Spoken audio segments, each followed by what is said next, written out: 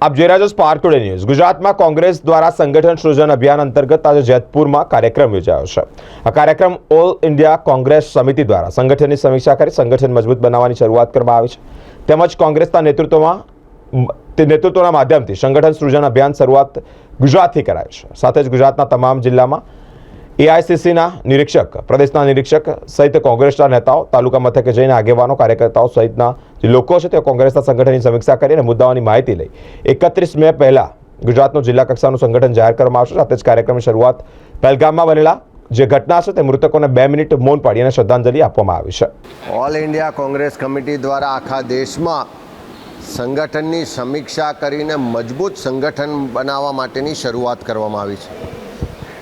સાબરમતીના તટ પર આ ગાંધી સરદારની પાવન ભૂમિ પર કોંગ્રેસના નેતૃત્વએ અધિવેશનના માધ્યમથી સંગઠન સૃજન અભિયાનની શરૂઆત કરી છે અને એની પહેલી શરૂઆત ગુજરાતથી કરવામાં આવી છે અને ગુજરાતના તમામ 41 જેટલા જે જિલ્લા યુનિટો છે એમાં એઆઈસીસીના નિરીક્ષક, પ્રદેશ સમિતિના નિરીક્ષકો આજે તાલુકે જઈ રહ્યા છે।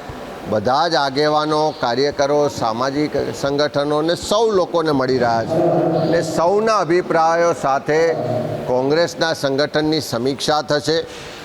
કયા લોકો આવનારા સમયમાં સંગઠનનું નેતૃત્વ કરવા માગે છે, કયા લોકોના પ્રશ્નો માટે અત્યારે લડી રહ્યા છે, એ બધા જ મુદ્દાઓની માહિતી લઈ અને 31મી મે પહેલાં ગુજરાતનું નવું જિલ્લા કક્ષાનું સંગઠન જાહેર કરવામાં આવશે। આજે ગુજરાતની જનતા તમામ રીતે હેરાન પરેશાન છે।